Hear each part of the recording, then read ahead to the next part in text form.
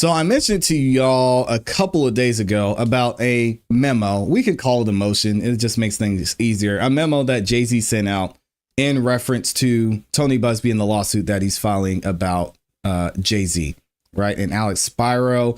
He sent this out basically telling the judge, we need to make some changes and figure out a different way to do this, to go through this claim, because a lot of this is BS. Let's be real. So I want to get into this document. It's real. It's super quick, and it gives a lot of insight into what Jayz and his lawyer are asking for. And we're going to see what the judge responds to when it comes to this memo. So check it out. Defendant Sean Carter's opposition to plaintiff's motion to proceed anonymously. What are they saying? Consistent with arguments raised in his motion to deny plaintiff's request to proceed anonymously. We read this before. If y'all missed that, go watch the video. Defendant Sean Carter respectfully submits this memorandum of law in opposition to the plaintiff's motion to proceed anonymously. So basically, they want the plaintiff in this case to expose themselves. Now, as I mentioned to you all, I would be shocked if we don't figure out who this person is. I mean, we saw that she already did a interview with NBC. The father's name is out there. Well, not his name, but the father is out there giving a statement. So I think people are going to be able to put the pieces together and figure out who this is eventually. So at this point, I don't think it really matters if the judge decides to do it or not. It's going to happen. But here we go. What's the argument? For the reasons set forth in Mr. Carter's motion to deny the plaintiff's request to proceed anonymously, the balance of interest at stake weighs strongly against granting plaintiff's motion to proceed under a pseudonym. The fundamental question is whether plaintiff has a substantial privacy interest that outweighs their customary and constitutionally embedded presumption of openness in judicial proceedings. My goodness. Okay, so that was a quote from this case here. She does not, says Alex Spiro. Plaintiff, who is an adult, has now decided to file an amended complaint, though her counsel has since admitted he did not vet it, in which she accuses Mr. Carter of engaging in heinous conduct more than 20 years ago. And they have it listed as Exhibit 2, the NBC article or the video that we reviewed here. And she has chosen to have her counsel loudly try this case in the media and the court of public opinion. Indeed, 5 days after she filed this motion, plaintiff sat for an interview with NBC where she expressed that she is not afraid to advocate for herself, and in which she discussed personal details about herself, such as her status as a person with autism, which really shouldn't apply. That doesn't make sense to me. Anyway, we'll keep it going. Moreover, there is no evidence of exceptional circumstances that in and of themselves justify overriding the constitutional presumption of openness. Mr. Carter has a right to defend himself, including by investigating the plaintiff and the people who have a right to know who is using their courts. That's a good point. The people want to know. I want to know. Because if Tony Buzbee is going to be able to try this in the court of public opinion and in the media, like he's continued to do without his career, and he's proud of, he even puts on his website that this is the strategy we use. Why wouldn't the defense be able to use those same tactics as well? Why wouldn't the people have the right to know who this person is that's involved in this claim? Because at the end of the day, I mean, y'all's tax dollars, it wouldn't be mine in this instance, but y'all's tax dollars are going to go into this trial. It's an interesting point. This is especially true, whereas here, the plaintiff's interview with NBC made clear that there are, made clear that there are blatant factual inconsistencies in her story, including who she spoke with, where the alleged conduct took place, and even how she got home, requiring the plaintiff to admit that she had made some mistakes. Also, they said Mr. Carter filed his motion to deny the plaintiff's request to proceed anonymously 1 day after the plaintiff filed her motion. Mr. Carter fully incorporates all arguments set forth in this motion into this opposition. Okay. For example, the plaintiff claimed her father picked her up after the indictment and drove her home. But when asked by NBC, plaintiff's father said, "Yo, He denied recalling ever picking his daughter up and driving her over 5 hours home to Rochester. But the identity of the plaintiff's father, a critical defense witness, is presently unknown to Mr. Carter due to the plaintiff's use of a pseudonym. Plaintiff has not carried her burden to show that she is entitled to any exceptional remedy here. Now, we're going to hear in a second what Judge Torres decided to do when it comes to this entire claim. But it's interesting to see, because if she's saying she did all of these things, she met all these famous people, wouldn't somebody be able to identify who this was? And even if they don't identify who it was, why remain anonymous? I mean, there's really nothing, as Jayz is saying here, that shows she should remain anonymous. I don't know why they keep bringing up the autism that really doesn't have anything to factor into this claim. If she's saying these are the facts, and Tony's Buzbee is saying we were supposed to vet these, even though maybe we didn't vet them, her having autism really shouldn't factor into it. So I don't know what the need for the anonymity is, other than it's someone that maybe is recognizable in this instance, or that could be linked to someone else involved in. I don't know. It's just not making sense to me. But in the conclusion, here we go. For the foregoing reasons, Mr. Carter respectfully requests that the court deny the plaintiff's motion to proceed anonymously and require the plaintiff to refile her complaint with her true name. And this is dated on December 23rd, 2024, Quinn Emanuel and Sullivan LLP, and it is signed by Alex Spiro. All right. So let me know, what do y'all think about this? Because moving forward, I think this is going to set up a tough decision for the judge, which we're actually going to get into here in a second and talk about the background of the judge. Because if you're going to allow just random people not only to file these lawsuits without giving their real name, without giving factual evidence backing up their claim, and not have to be held accountable for this, I think this is just another bad look for the judicial system. I mean, let's be real. NBC did the interview and she came out. She said, I went to the VMAs, right? Well, we know that was a lie, that she was at the VMAs that year, because some of the facts that she pointed out were not correct. Like, there was a Jumbotron. There was no Jumbotron. She said someone dropped her off. Well, we can't even back that up because the person who allegedly dropped her off is dead. What? Then she said she went to a house that not only one didn't exist, but it wasn't as she described it. And her being let into the party and being picked up by a limo driver, that doesn't make sense as well. We haven't seen anybody who can back that up. Then she gets into the party. She gets a drink. She goes to the secret room. She signed an NDA before she got into the party, which they said no one was signing NDAs at any of the parties at that time. We saw Dennis Byron review that as well. And then you have the whole story of the assault. And then she goes out of the house with no clothes on. She gets picked up by her dad, who said, "What? I didn't pick her up." This whole thing is just strange. So a lot of this, I think, is going to be up to the judge to make the right decision to say, listen, if you're going to make these type of allegations, you got to stand on it. And from a legal standpoint, I'm not seeing why she should be protected in this case. Y'all have to let me know what you think. And good morning to everybody who's in here too. I know Rice Street's probably in there cutting up. Shout out to all Dottie's in the building. Good morning, Grace. Good to see you in here. Always appreciate you stopping by. Amazing Grace is in the building. Rice Street said, I don't want them problems. Leave the diddler in New York. I think you'll be fine. He's not coming after you. Dustin B says, I saw another channel. If they can prove he paid for transportation for the workers, that would guarantee a RICO guilty verdict. Yeah, but if it's a RICO, then who else is involved would be my question. And who else is going to be named in the RICO? Because right now, as we see it, it's just Jay-Z, or not Jay-Z, it's just Diddy, right? I don't know. And shout out to Rice Street for gifting 10 memberships. Appreciate you, Right Street. If you got a membership from Right Street, make sure you say thank you. Right Street's coming under some fire. We're going to talk about Right Street later, but thank you, Right Street.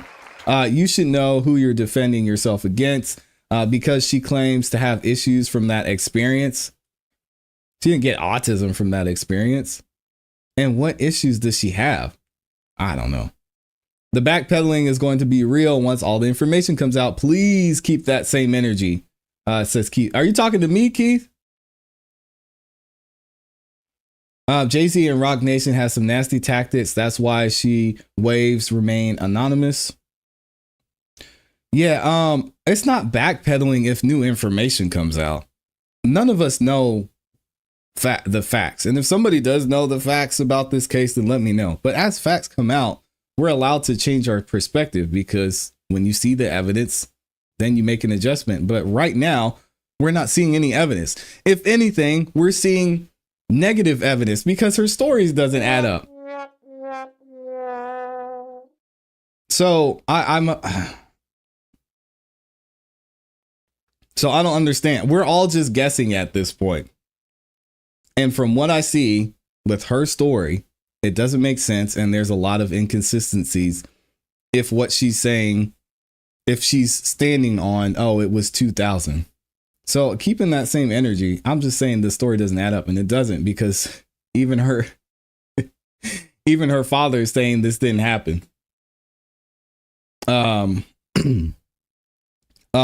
One man Rico, like R. Kelly case, that would be a mess. Beautiful Messy Ball says it is important to note she was a child and has cognitive disability. The law makes exceptions for inconsistencies in memories or timelines when it comes to minors and people with cognitive disability. Well, it seems like they played this well then. If that's the case, Beautiful Messy Ball. And that makes sense. But still, for you to be able to bring this lawsuit forward with these type of inconsistencies, and I think the biggest one being her father saying that he didn't pick her up. I mean, come on now.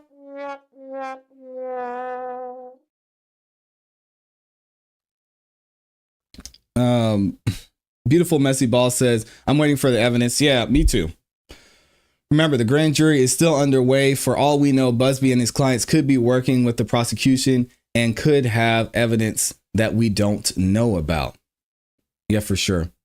And all we can base our opinions off of is what we see in this claim and what we heard in the interview. And out of her own mouth, it's just not making sense. Yes, she's so disoriented. She started imagining people that weren't even there.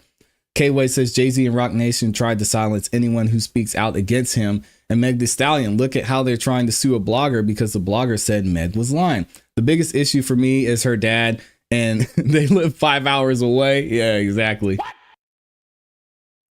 And Antoinette Smith says, does the dad have autism too? Everybody's just got autism, I guess. Challenge. Somebody post a stamp of her father saying the words 5 hours in Rochester. Also an unedited version of the interview. The whole thing uninterrupted. No chopped and screwed clips. Pray Z is in trouble or the judge would have thrown it out. Yeah, we're going to get into what the judge says here in a second. Yeah, and all we have to base our opinions, again, these are just opinions. I'm going back to what Keith Smith said. The backpedaling is going to be real once the information comes out. Keep that same energy. Yeah, I don't know. I don't think anybody in here knows for sure because we haven't seen the evidence. All we have to go off of is the story and the inconsistencies. But we'll see. And I'm okay with saying I'm wrong too. But this story just doesn't make sense. What else are y'all saying? What gas station lets a naked child hang out for 5 hours without calling the cops? That will make no sense. Yeah, well, maybe it's just the inconsistency. She had autism. You know, she can't remember right. Maybe it wasn't a gas station. Maybe it was, I don't know. Maybe it was a restaurant. And she didn't call her dad. She called somebody who she sees as a father figure. I don't. Hey, yo. Listen, we know how this goes. All right. $10 billion worth of settlements. Did Buzbee set up the interview with NBC? He had to have. I can't imagine that Buzbee would let his client, well, would recommend that his client go do an interview without his knowledge. But who knows? Who knows what Buzbee is doing? Didn't she grab her clothes when she left? I'm sure she put them on. Yeah, that's what she said. She was running out of the house. She put her clothes on. Then she walked to a gas station, what she said. It's also important to remember this is a civil suit, which has a much lower bar than criminal. That's true. Civil only needs to be proven beyond a preponderance of evidence, 51 to 49 versus readable doubt in criminal. That is very true. Beautiful, messy ball. The judge called out some of the dirty tactics Rock Nation is trying to use in this response you're about to read. That is true. Cindy, Jay-Z and his lawyer don't know who she is. Her lawyer set up the interview so they know. What evidence? What? Yeah, we haven't seen any yet. Maybe there is some. We don't know. We don't know. Let me see what else y'all are going to. So we're going to get into the judge's response here in a second. And shout out to Judge Torres. I'm going to give y'all a little bit of a background about Judge Torres as well. And then we'll read the response. But yeah, good conversation.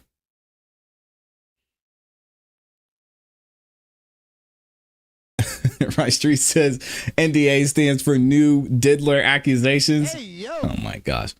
Crazy is in trouble, says Samson. Or the judge would have thrown it out. Not necessarily. I don't think that statement is necessarily true, Samson, because if Tony Buzbee is following the correct means and mode of operation to file this claim, then why would the judge throw it out?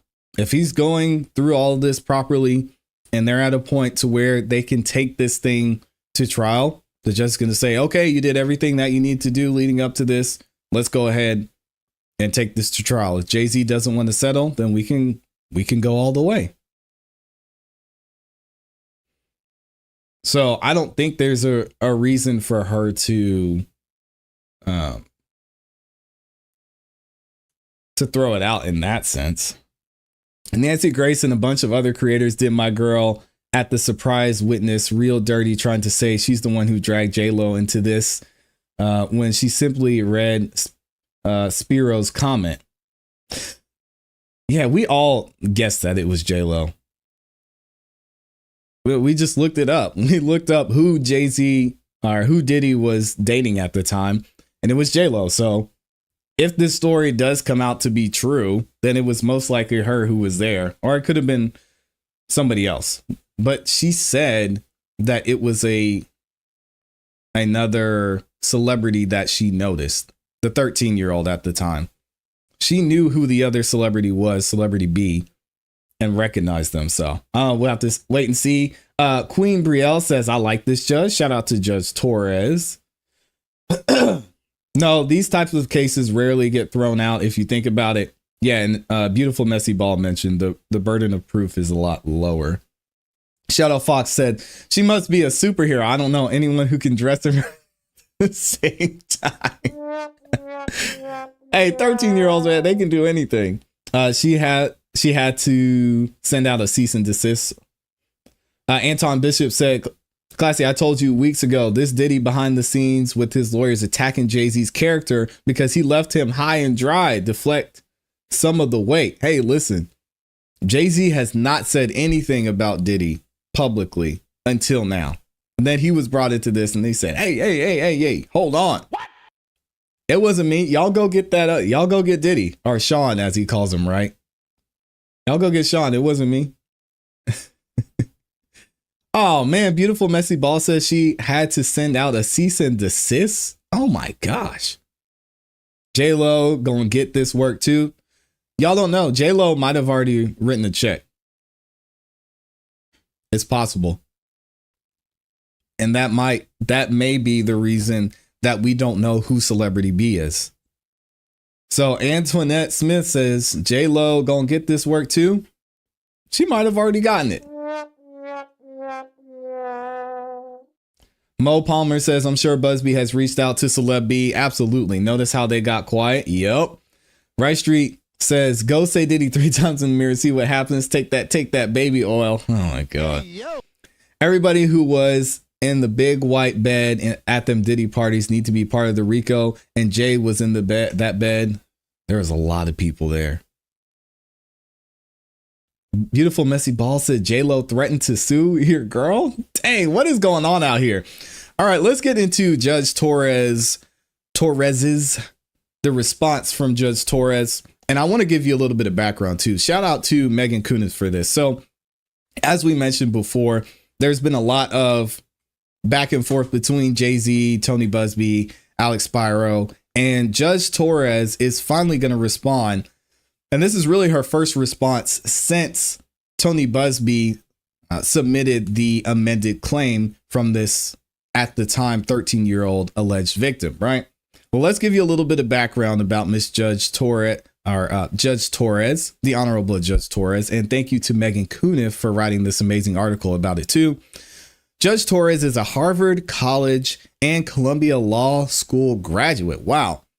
Who was a judge in the city and the state criminal and civil courts before the U.S. Senate approved Barack Obama's appointment of her to the federal bench in 2013. All right, so Judge Torres is out here doing big things. Give her a round of applause. She's also the granddaughter of the late Judge Felipe Torres, who was the first Puerto Rican judge on New York State Family Court and the first Puerto Rican from the Bronx elected to the New York State Assembly. Her notable rulings include her dismissal of a criminal indictment in 2021 because she said the defendant's lawyer presented clear statistical evidence to show that Black and Hispanic persons were underrepresented in the area where prosecutors chose to bring the case to a grand jury. All right, so that's a little bit of background on her and what she's about. Let's see her actual response to everything that's been going on in this back and forth between Tony Buzbee and Alex Spiro. All right, here we go. So this is Annalisa Torres, the district judge.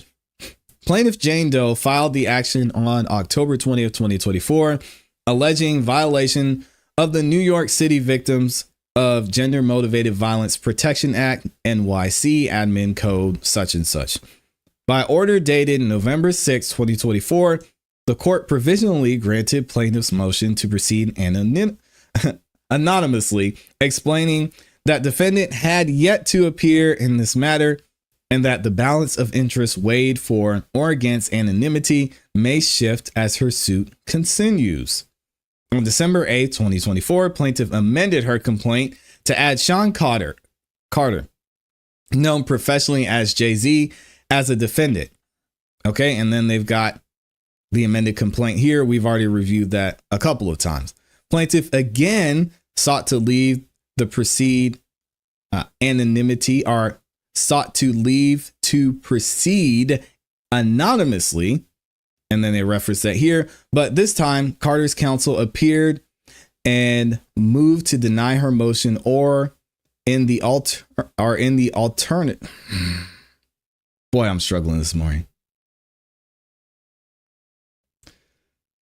Or in the alternative, to dismiss her amended complaint to pursuant Federal Rule Civil Procedure 12B1. Carter also moved for an expedited hearing on the issue. The next day, Carter's attorney filed a letter containing a declaration from an associate at his law firm recounting a phone conversation she had with an unnamed woman who claimed that the plaintiff's counsel encouraged her to lie about her experience of sexual assault. Oh, man. Carter's lawyer asked the court to consider the additional information in connection with the plaintiff's motion to proceed anonymously. Plaintiff's counsel denied Carter's allegations against him.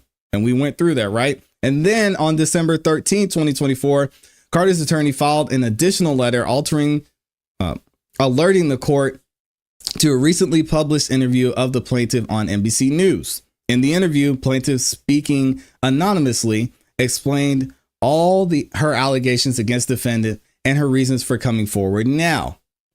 Carter's lawyer points to the interview in which the plaintiff admitted to inconsistencies in her story. Not good. As evidence that plaintiff's claims have no factual basis whatsoever. And from a legal standpoint, I would love for some of our attorneys who are watching to let me know, just because somebody says something publicly, does that really apply to their legal filings, right? Because she's saying everything in this claim is factual, but then she came out in an interview and said, well, maybe there were some inconsistencies there. But what weight does that interview actually hold when it comes to the claim that she filed? I mean, she's not under oath. She's not submitting a legal document. She's just out there talking to NBC. I don't know. It seems like it's just another play by Tony Buzbee to keep the story going, to get her side out there and to be heard. And, all the other inconsistencies. Yeah, maybe it's not the greatest look, but still, it doesn't necessarily at this point hold any legal weight, I would assume. He also argues that plaintiff's counsel violated federal rule of civil procedure 11B by failing to undertake a reasonable inquiry into the facts before filing the complaint and failing to seek admission to this court. Carter's attorney requested an expedited briefing schedule for a motion to strike the first amended complaint under the federal rules of civil procedure 11C2 and 12F. And we went over and reviewed that as well. They were basically saying, Judge, just end this thing. Either she needs to reveal herself and say who she is, or you just need to throw this claim out and we'll just be done with it. But what is Judge Torres going to say? The next day, Carter's counsel submitted yet another filing, a motion for an emergency order directing the preservation of evidence and striking the amended complaint under Rule 12F. In that order, they basically said, as we move forward, we want to make sure Tony Buzbee doesn't get rid of any evidence because we don't know how this is going to go. And we haven't really been able to see anything, right? In deciding whether the plaintiff may proceed anonymously, courts balance the plaintiff's interest in anonymity against both the public interest in disclosure and prejudice to the defendant. The sealed plaintiff versus the sealed defendant. The Second Circuit has laid out a non-exhaustive list of factors to be considered. 1, whether litigation involves matters that are highly sensitive and of a personal nature, whether identification poses a risk of retaliatory physical or mental harm to the parties seeking to proceed anonymously, or even more critically, to innocent non-parties, whether identification presents other harms and the likely severity of those harms, including whether the jury litigated against would be incurred as a result of the disclosure of the plaintiff's identity, whether the plaintiff is particularly vulnerable to the possible harms of disclosure, particularly in the light of her age. Well, I mean, her age wouldn't factor in at this point, but I get what they're saying. Whether the suit is challenging the actions of the government or that of a private party, whether the defendant is prejudiced by allowing the plaintiff to press her claims anonymously, whether the nature of that prejudice, if any, differs at any particular stage of litigation, and whether any prejudice can be mitigated by the district court. That's an interesting one. Whether the plaintiff's identity has thus far been kept confidential. I mean, it has so far. Whether the public's interest in the litigation is furthered by requiring the plaintiff to disclose her identity. 9, whether because of the purely legal nature of the issues presented or otherwise, there is atypically weak public interest in knowing the litigants' identities. So basically it said, it's none of y'all's business. Dang, Judge Torres. I mean, that's the law, though. It is what it is. Whether there are any alternative mechanisms for protecting the confidentiality of the plaintiff. All right. A court is not required to list each of the factors or use any particular formulation, as long as it is clear that the court balanced the interest at stake in reaching its conclusion. Here, the weight of the factors tips in favor of allowing the plaintiff to remain anonymous, at least for this stage of the litigation. So she's leaving the door open there that maybe as we go down the road, we might be able to find out who this is. Well, legally, right? What? I'm sure her name's going to come out eventually. Factors 1, 2, and 4 weigh strongly in favor of anonymity, says Judge Torres. In her amended complaint, the plaintiff alleges that the defendant drugged and assaulted her when she was only 13. The amended complaint, paragraphs 49 through 60. The courts in this district have recognized that that allegations concerning assault are highly sensitive and of an extremely personal nature. And that was found in Doe v. Skyline Autos and a couple other cases she cites here. Plaintiff is particularly vulnerable to the possibilities of harm of disclosure. All right. And according to her amended complaint, she continued to express depression, post-traumatic stress disorder, and a seizure disorder associated with the stress of her assault. I got a question about that, but we'll get into it in a second. Denying disclosure in part because of the risk of it is posed to the plaintiff's already fragile mental health. So is there no legal precedent that they have to back this up factually? I mean, can someone just say, oh yeah, I have PTSD, or, oh yeah, I have stress from this, oh yeah, I have seizures from this, without other documents to back this up, some type of evaluation? I mean, I'm just going to assume that maybe that was a part of discovery. I don't know. It just seems strange that they can just say, oh yes, I've depressed and have stress and seizures from this without actually showing some type of mental evaluation. I don't know. That could just be me. We'll keep it moving. Moreover, plaintiff counsel asserts that many of his other clients who have filed similar lawsuits against Sean Combs claim to have been threatened by Mr. Combs for their decision to speak out. And finally, although the plaintiff sat for an interview with NBC News concerning her case, NBC allowed her to conduct this interview anonymously, which is true. Granted, several factors weigh against allowing the plaintiff to proceed anonymously. Plaintiff is challenging the actions of private parties, not the government, and given the media attention surrounding this case, the public has a substantial interest in this litigation, separate and apart from its general interest in an accused being able to publicly confront an accuser. Alternative mechanisms may exist to protect confidentiality, namely the redaction and sealing of documents. Most importantly, the plaintiff's continued anonymity may cause prejudice to defendants, making it more difficult for them to collect the facts necessary to mount a defense as appropriate, challenge plaintiff's credibility. That's very true. Identifying the most significant form of prejudice to the defendants as the discovery disadvantage that the plaintiff's anonymity would present, the court does not take such prejudice lightly. But Judge Torres says, I don't care. Oh, man. Nevertheless, at this exceedingly early stage in the case, the factors counseling against disclosure outweigh those that counsel in favor. Okay, so that's an L, it seems like. Judge Torres has made up her mind, said, y'all don't need to know who she is right now. Wow. Accordingly, plaintiff's motion to proceed anonymously is granted. All right, there's the win for Tony Buzbee.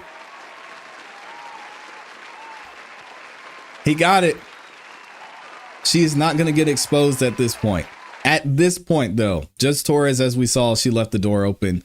So we'll see what happens with that moving forward. The plaintiff is advised that because the balance of the factors will certainly shift as this case proceeds, especially if when the parties engage in discovery in earnest, the court intends to revisit this decision at a future date. Okay, so I just mentioned that. Again, I'm not a lawyer. I'm just looking at this from the knowledge I've gained from covering different cases. And it seems like that some of the information the defense would need, they would have to be able to know her name to acquire that information. And Basically, just Torres is saying what I guess is that when it comes time for discovery, they might have to reveal who this is. So we'll have to wait and see.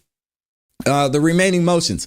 Since Carter's attorney first appeared in this case 17 days ago, he has submitted a litany of letters, and motions attempting to impugn the character of the plaintiff's lawyer, many of them expounding on the purported urgency of this case. Oh man, this is not starting out good. Describing the plaintiff's counsel as self-promoting and accusing him of extortion. Requesting to be heard on an expedited basis and accusing plaintiff's counsel of exploiting the legal process to generate media attention, which we all know is true. And Tony Buzbee wears that on his sleeve proudly. It's on his website. Asserting that the plaintiff's counsel seeks only to benefit himself. Requests the shortening of a deadline from 21 days to 1 day, and describing the plaintiff's counsel as willing to blatantly violate the core ethical obligation of all attorneys and requesting a hearing on a motion the following day. Carter's lawyer's relentless filing of combative motions containing inflammatory language and ad hominem attacks is inappropriate, a waste of judicial resources, and a tactic unlikely to benefit his client. Dang. The judge said, y'all need to chill with this BS. I was trying to enjoy my Christmas, and then I see all these motions and memorandums come out. Just chill, write the check or sit back and relax, because we're not changing the whole process just so y'all can get out of this. The court will not fast track the judicial process merely because counsel demands it. Oh, Lord. Moreover, although Carter's attorney assails plaintiff's lawyer as having a chronic inability to follow the rules, Carter's counsel has failed to abide by this court's clear rules. Under the court's individual practices in civil cases, and with limited exceptions, a pre-motion letter is required prior to the filing of any motion, which they didn't do. Although Carter's attorney stated that he intended to file immediately a motion to strike the first amended complaint. Dang, they haven't done that yet. He did not give the plaintiff the requisite 5 business days to respond. See individual practices, paragraph 3A2. Wait for the court to set a motion schedule or state whether any exception of the court's individual practices applied. This is unacceptable. Counsel is hereby advised that any further motions filed in violation of the court's individual practices may be denied on that ground alone. So Judge Torres just pulled the Uno reverse card and said, hey, y'all are coming after Tony. He's playing the game. Don't hate the player, hate the game. And speaking of the game, y'all aren't playing the right way. You're throwing elbows, untying people's shoelaces, throwing the ball into the stands. And somebody's about to be hit with the technical. So y'all better get it together, because Tony's doing this and he's doing it the right way. Whether you like it or not, we're not going to change the whole legal process because you're upset. Lastly, although Carter's attorney is entitled to file a Rule 11 motion without first seeking leave of court, the court encourages this approach. If he still intends to serve plaintiff with a motion for sanctions, the court denies his request to shorten the safe harbor provision contained within the Rule 11 from day 21 to day 1, or from 21 days to 1 day. So Judge Torres says, y'all better strap in. We're about to see this thing through. Carter's motion to strike the amended complaint under Rule 12F is denied. By January 10th, 2025, plaintiff shall file her response to Carter's motion for an order directing the preservation of evidence. By January 17th, 2025, Carter shall file his reply, if any. The clerk of court is respectfully directed to terminate the motions and these are the motions that they filed, so ordered, dated December 26, 2024, Annalisa Torres. What do y'all think? Tony Buzbee taking home the win. Congratulations to him and his client. I'm sure she's happy she doesn't have to be named at this point. And it'll be interesting to see what strategic moves Alex Spiro and Jayz are going to make moving forward. Y'all let me know what y'all think about this in the comments and in the chat.